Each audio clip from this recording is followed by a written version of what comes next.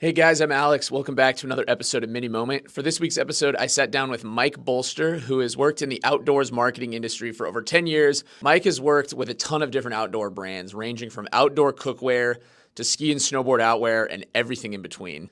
Mike's an avid outdoorsman and spends a lot of time hiking, camping, and snowboarding in the winters. Mike and I sat down and had a conversation under the theme we're calling From Backcountry to Backyard. We dove into strategies different brands take when they're trying to target core consumers versus the masses, when getting too big takes them out of their original niche market, and all the different decisions and factors that sometimes come into play as small, well-loved outdoors brands begin to face growth challenges and making decisions on if they continue to focus primarily on the consumer group that got them popular in the first place, or if they decide to go where the consumers are and how they might need to change their plans to reach them. We see it happening all over different industries, and we chose to focus on the outdoors because it felt the most relevant for us here in the Pacific Northwest, especially in the summertime. Talking through a few different themes, one of which being how outdoors brands are defined. So we gave some context on when we talk about the outdoors industry and these brands, what types of categories are we talking about?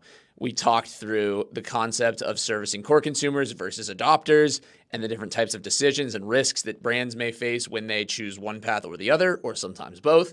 And finally, we talked about authenticity and how brands, whether they're choosing to service adopters or core consumers, can continue to remain authentic to who they are and who they're trying to reach. Hope you enjoy the conversation, and we'll be back soon with another episode. I was thinking about wearing hiking boots in. Let me make sure that I press record. The tip of the tongue, the teeth, the lips. The Human Torch was denied a bank loan. What is that? It's from Anchorman. Oh. When he's getting ready. Yeah. Welcome back to another episode of Mini Moment. I'm Alex, sitting down here with Mike here in our Portland studio, and today we're going to talk about the outdoors industry and a topic that we're calling From Backcountry to Backyard. Really unpacking this idea of how outdoors brands or outdoors adjacent brands continue to try to innovate the ways they're showing up with consumers, creating plans, trying to stay relevant, resegmenting. We're going to hit on a few key themes, talk a little bit about what the outdoors industry state is right now, what defines an outdoor brand, servicing consumers and adopters, as well as staying relevant, and really anything in between. So, Mike, thank you for sitting down with me today. Really excited for our conversation. Likewise. Thank you. First, we're going to talk about what makes an outdoor brand. So, to you, what does it really mean to be an outdoor brand today? It's a pretty broad question. I think at the real root of it all, being an outdoor brand right now is being outside. I think if anything, we kind of saw, especially post-pandemic, that the idea of folks being outside, getting away from the distractions indoors and just having that space to kind of recreate and be free and, touch the grass, has done a world of good for everybody, especially in times like this. And so truly, to me, outdoor brands are just those brands and companies that provide you products, experiences, the tools you need to be outdoors and enjoying things, IRL. So it's a little bit of everything. There's obviously going to be our sort of like core traditional outdoor brands, and I know we'll touch upon like what that means in its more historical sense. But I think right now what's really interesting is that there's a lot of brands in the space, and ultimately how we define it, I think it's a moving delta no matter what time you look at it. Yeah, because I feel like historically, maybe 10, 15 years ago, maybe even 5 years ago, when you think about or someone mentioned the outdoors industry, that was maybe a little more clear, right? Yeah. There's a few brands that maybe come to mind, a few product lines, but now I feel like it's just broken wide open, and there's so many subcategories underneath it now that are important in themselves, have followers, big or small, large consumer groups, small consumer groups that kind of attach to those different verticals or maybe multiple. So it's really interesting, when we see brands that are attacking multiple verticals within the outdoors industry umbrella, but maybe have different plans, levers they pull when it relates to their marketing and their advertising to try to show up right for those different consumer groups, right? So, when we think about this concept of backcountry to backyard, really what we're talking about is how far do you go with your relevance and trying to target how you're showing up for the right consumer in what places in the right ways through the right channels. So, how do you think a brand needs backcountry credibility to be considered authentic to the outdoors industry? Yeah, and I think, even thinking back to like what is outdoors, we all more or less have this idea of someone who is, backpacking somewhere super remote. They have all the gear on, they have all the various like specialty goods to get them through the adventure and for this like real epic aspirational journey. Um, I don't necessarily feel like that's the defining characteristic behind an outdoor brand. I think it's historically what we look at as like what's your core outdoor brand is just that image and aspiration and how they storytell through that. But um, I think right now more so than ever, it's opening the aperture to allow some of these other stories to show up and especially in these areas that are sort of like tangential to what is through hiking or what is mountaineering or what is rock climbing even. It's just gotten a little bit broader and a little bit wider for that discussion. How do you think brands try to balance rugged performance with everyday lifestyle appeal? I know that's a loaded question, but like what are a few things that come to mind maybe or a few examples? Yeah. uh, I was just listening to a podcast recently that kind of laid out some really interesting thoughts of like we are now living in a time where like we look back at what was this sort of boom of R&D of like outdoor performance, and you think back to like even like 60s and 70s like early North Face and Patagonia and kind of like where they were rooting themselves in mountaineering and trying to figure out what are technical fabrics. Fast forward, we're in a spot where a lot of the same factories are all going to the same brands and vice versa, and we're all able to kind of make great product. And so the barrier to entry is like have a great set of product, have, a waterproof jacket, have shoes that can last you multiple hikes and X amount of miles. And so there's an inherent way to kind of take that performance and then stretch it out over all the other things you do, all the other sort of tangential things. I know we've talked in the past too about this idea of like, if you were to draw me a caricature, especially here in the Pacific Northwest, of like, there's somebody standing outside, they have their Gore-Tex rain jacket on, they're wearing their trail running shoes, maybe they have a Yeti cooler or like a Rumple blanket.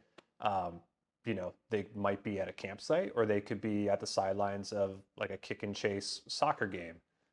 Those things definitely coexist and they stretch the span of what is, the aspirational mountaineering all the way down to just everyday life. And so I think by starting with such great product and knowing that that is sufficing all of the needs at its real core, it then transcends into all these different use cases. And I think that's what's really exciting about how we start to see the brands either, draw their line in the sand of what they're going to lean in on and what they're going to speak to and storytell with, where others might actually take that and run with it even further and then expand, in different directions. Yeah.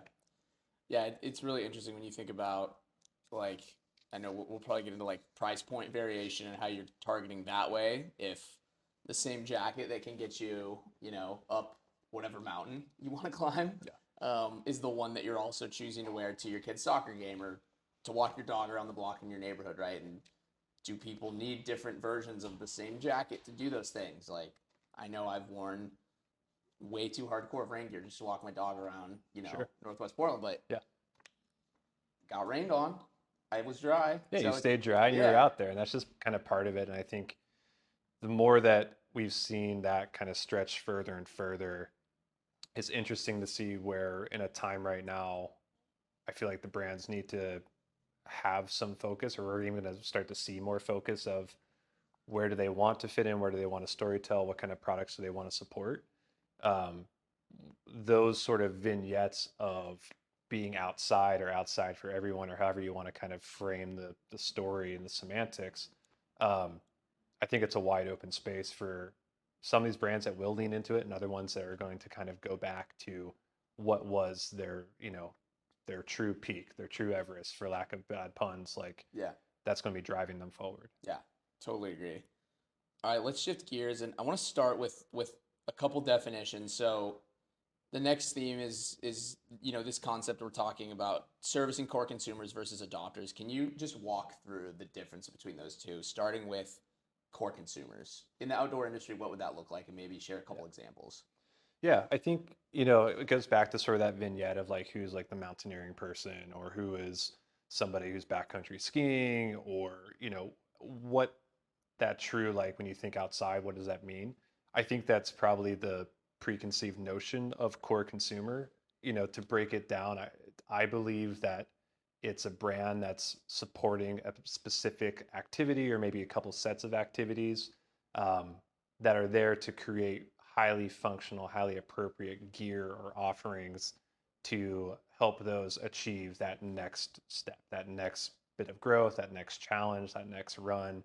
Um, a great example is like Black Diamond in the way that they've really doubled down on like we're here for the climbers and everything else outside of that is a bit more ancillary, but like at its core, it's almost undeniably like that's who they're supporting and that's their core audience. And if other people want to dive into it or be interested, that's great, and they're not going to turn them away. But I think there's a very definitive approach to a brand like that versus when you look at the North Face, for instance, um, that takes their learnings from their core audience and applies it across pretty broad product line to the point that yes, like the Nupsy or the Mountain Jacket has inspired all these other jackets and all these other products. And maybe that's what you come across at Dick's Sporting Goods when you're looking for your next winter coat. And you might be out there in the snow, you might just be walking the dog, you might just wear it for the style and know that it has that performance sort of rooting in its background. Um, but that's sort of like, I think, the litmus test of do they have a core consumer and do they have a core group that they're really focused and performing with versus we have sort of the heritage with a set group or a set couple of verticals, but we're fine with expanding ourselves, across the breadth of activity. Which brings us to adopters. So either using that same Black Diamond example or another, walk us through what an adopter would be in this industry. Yeah.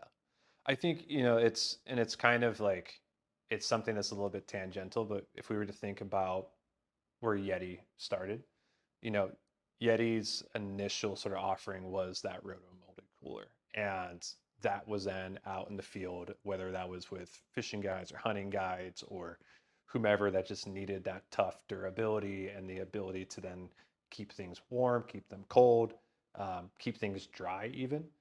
Like that started this idea of products that's built to last and built to endure and it's going to be out there with you. Um, but then I think the storytelling, particularly around Yeti and seeing the versatility of that just singular product, then starts to go ahead and bring in these adopters. So the same folks that go out on a guided fishing trip and notice that their guide is using their Yeti cooler to stand on it to cast, off the boat or wherever they need to be. Maybe they see that same guide, putting some of their goods in the cooler to actually transport gear around.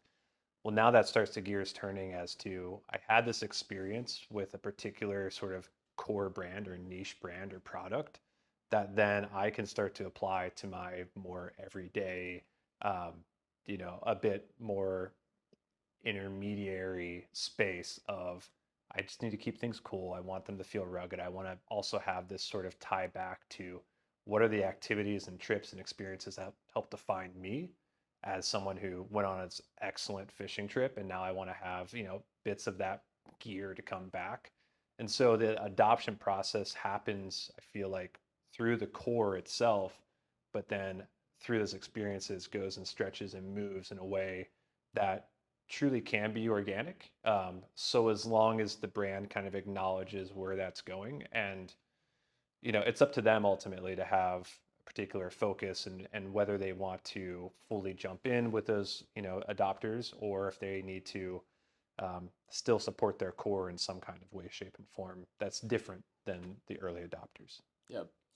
Yeah, that Yeti example is one that I know we kept going back to in our prep, and I want to talk about it a little more in depth. And really, the first thing that comes to mind, kind of bridging that gap between the actual story of being in the outdoors or the inspiration piece or maybe that early core consumer story versus how it's being teed up to the adopters now. I think of even just how they name their products based on the color or the color they produce it in. So Yeah. the example we talked about was the King Crab Orange coolers, right? So you immediately think like Deadliest Catch, hardcore fishing Yeah. out in some remote body of water. Yeah. That color of the rain gear that the guys on the boat are wearing comes to mind, but here you are, standing in their retail headquarters in Austin buying a water bottle to bring home with you. Yeah. And there's a small piece that connects back to that larger story, but chances are that orange water bottle isn't going to make it out on a crab fishing boat in your life. It might, but Yeah. chances are it won't. Yeah, and we hope it does, Yeah. right? Like that'd be cool. Yeah. Yeah, I think, and again, Yeti I think is the anomaly of like one of the brands that does such a great job storytelling that we've seen the success of how it grows to have other adopters and have other groups.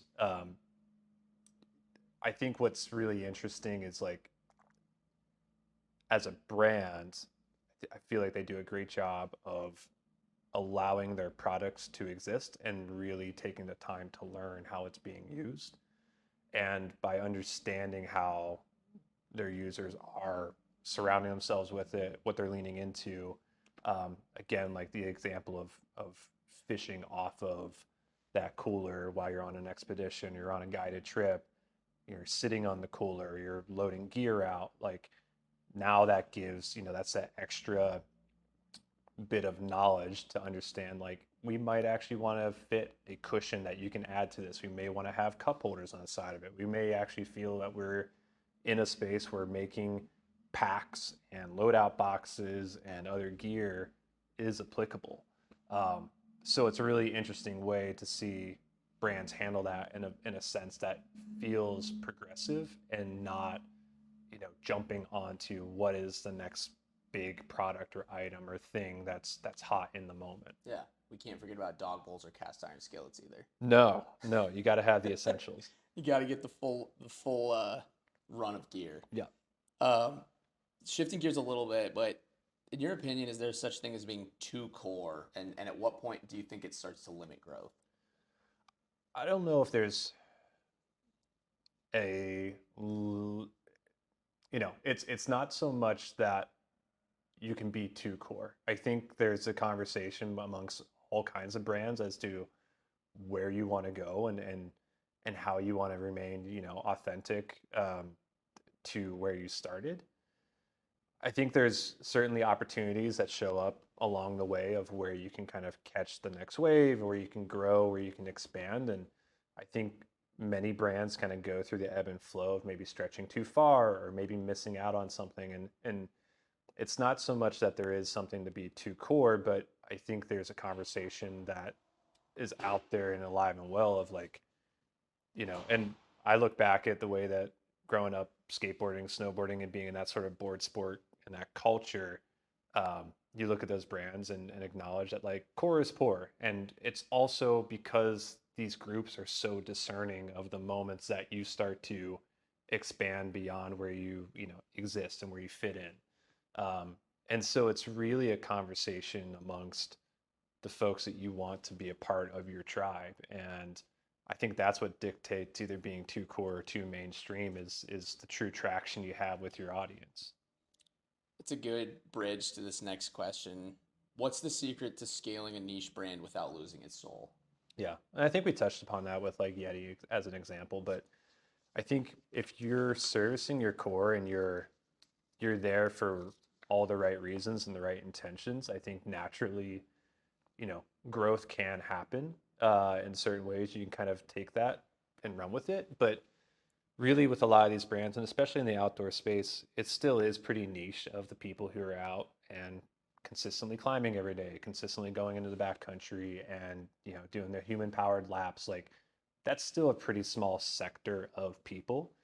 The brands that do it well and those core brands that we then see expand and become available in other retailers or even like your REIs and your other places that are outside of just like a specialty outdoor store, they give back to that community of the core following and the people that are here to give some props to like folks just down the street at True Gear, they've done an amazing job of having, a great set of product that is making its way into your Evos and starting to scale up beyond just D2C.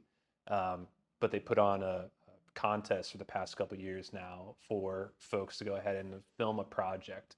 And then with that, it becomes sort of like a contest for the winter, and however you want to assemble your crew and what you want to do with it. You have X amount of time to do it. You submit your entries, and they hold a film festival. And so, two things with it is that the film festival itself is what brings in that community together to a certain place. If you've ever been to like snowboard video premiere or any of those kind of functions, like you look around and everyone kind of looks the same because it's you're just in it with each other.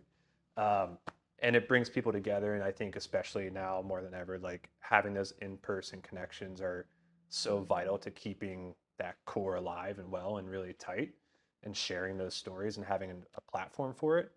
The other thing that's cool with that film showing, for instance, is that beyond just holding that event, holding that space for community and holding, the idea of giving back is they then, from whoever is kind of winning that for the season, I've been told and heard that basically True will go ahead and back up that crew for their next film project and really give them some of that starter money to go ahead and like make it happen and give them resources into getting to the next thing. So whether you're sponsored, unsponsored, however it is you want to do it, Weekend Warrior to Die Hard, like to see a brand support the core in a way that's not just giving them, likes and a platform and a repost, but really investing back into the people that keep them alive and well.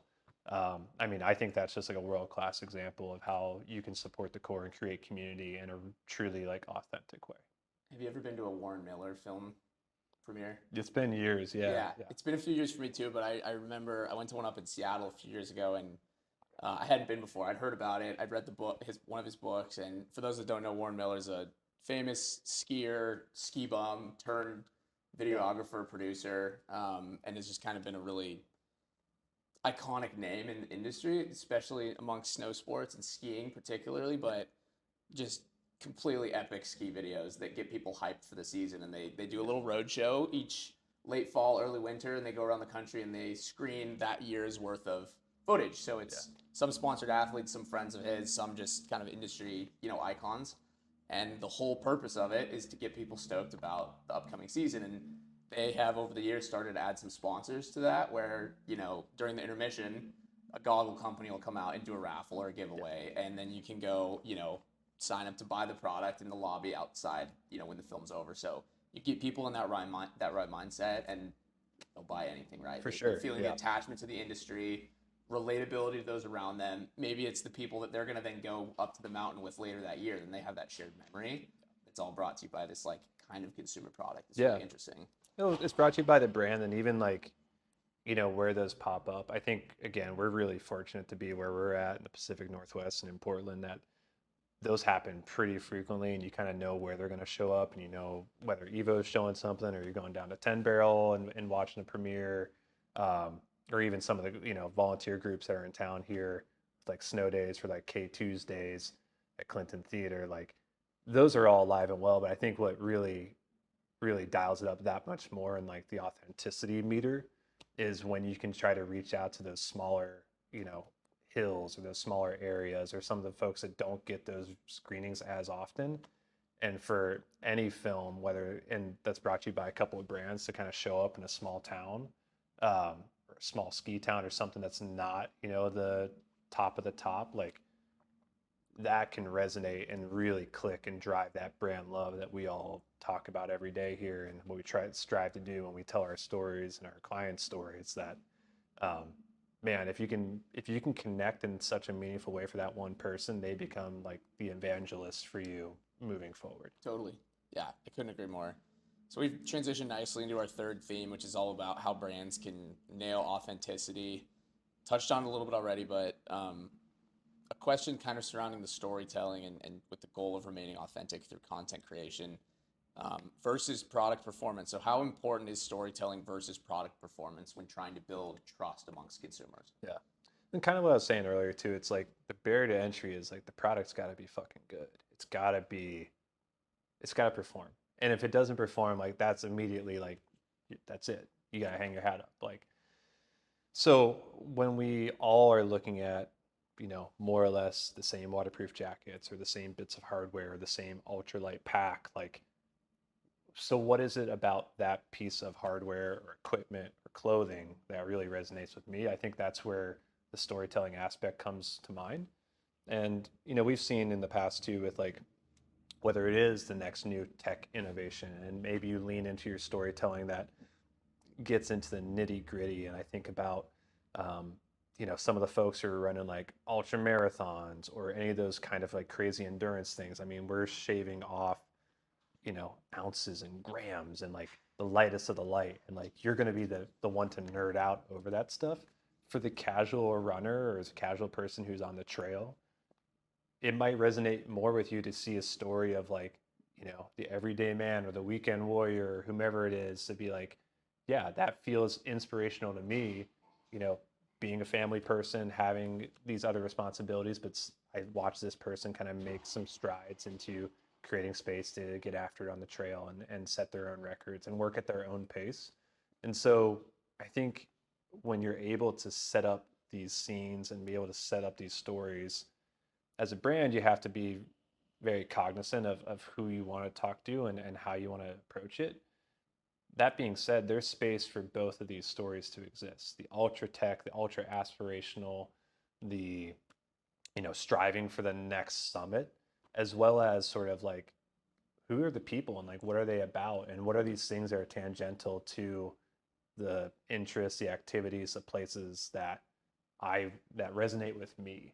I think that's where it's really exciting right now to see this idea of not just having to put person on the summit every single time to say trust us, we know how to get here. It's like that trust has been established, and so I want to understand philosophically how do we align in Patagonia. I mean, shit, that's one that's like undeniably one that is for the planet, and they make it loud and proud, and they go to the extent of saying like, we don't want you to buy another jacket, we want you to have this Patagonia, and we want to do this because that's going to be so much better for sustainability, not just story but just for the people, for the planet, for all of us. Like they lean into that so much, and I think it's really interesting to see how they use that same ethos in a way that when they do expand into their storytelling or different verticals even, um, when they've released some sort of like mountain biking clothing, like it's a fine line of like you know tearing up the trails and like how do you achieve these things.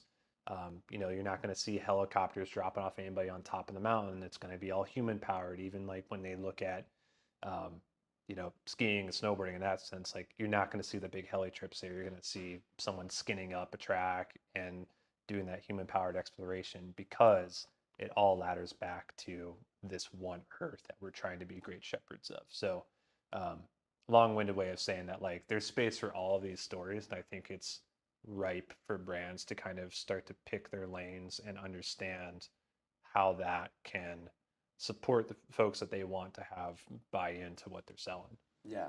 Another example that I thought of when you brought up that Patagonia and sustainability is the REI Opt Outside annual Mm-hmm. campaign they run every Black Friday, where they don't have a sale in stores. They want you to not go shopping and not consume. They want you to go spend time outside, Yeah. right? Which is like totally right up their alley with brand ethos. That they're consistent, right? They do it every year. Mm-hmm. Going back to product performance really quickly, I want to make sure we talk about the outwear and workwear glove example that we've been talking about too. Yeah. Yeah. Remind me the name of the company.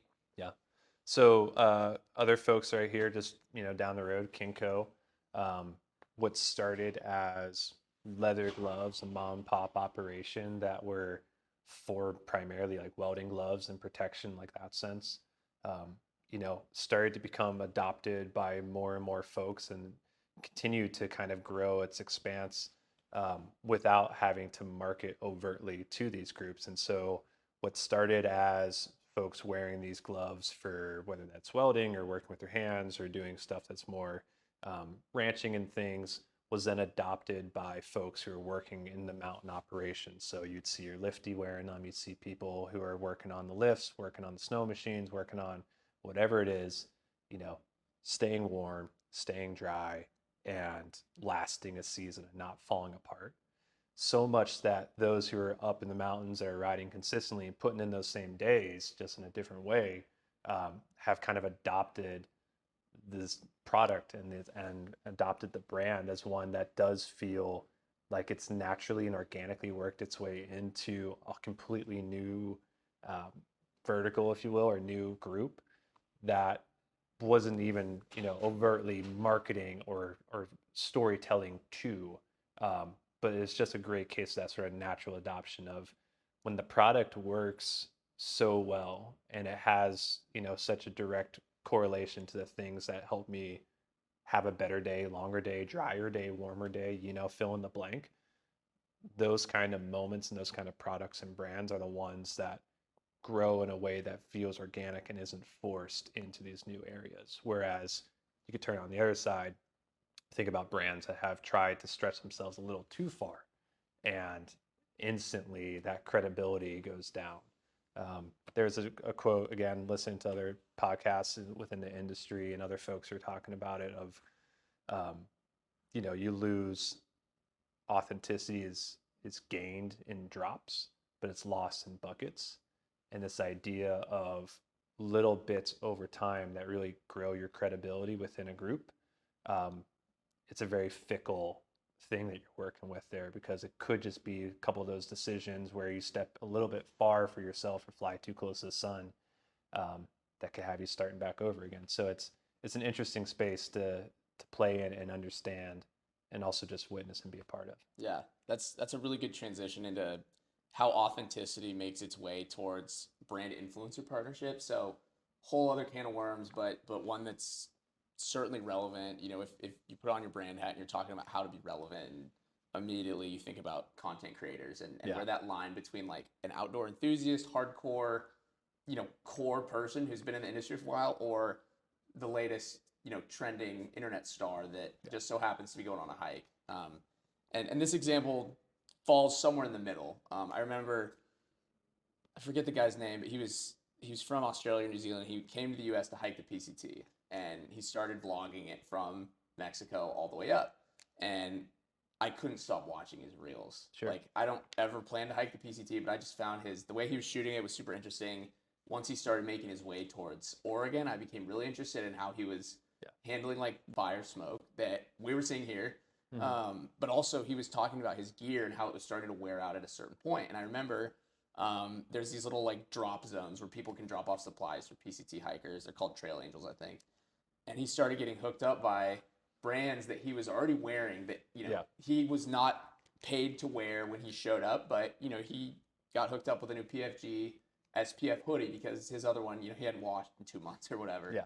His shoes had worn completely through, and whatever brand he was wearing, his boots, brand new pair showed up at whatever drop site. So, to me, that was a really awesome, authentic way for a brand to kind of influence someone who's living and breathing what they're about. But talk to me about how that can maybe go sideways if a brand is not aligned, or maybe a good example too. Yeah, I mean, I think and it's a real interesting time. I think where we grew up and had like those star athletes or sponsored athletes, or the people that you'd see in the movies, the videos, or in those kinds of things, like it's been blown wide open with influencers and content creators. And again, being, with my love for snowboarding, I can sit there and have that old head, core conversation of like, oh, the guys who are on YouTube and just filming this, like,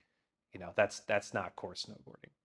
The thing is that those same folks who are doing it, some of them out there are getting in more days and are putting themselves out there even more so than, what else you can kind of measure against. And I think what's really special is when these content creators and the folks who are doing it through YouTube, TikTok, Instagram, whatever that might be, if that's what helps somebody who's sitting in flyover states or helps a kid who is sitting in Pittsburgh get more interested in moving out west, seeing what an actual mountain looks like, not just, the anthill that's here, but really diving into whatever it is that gets me interested.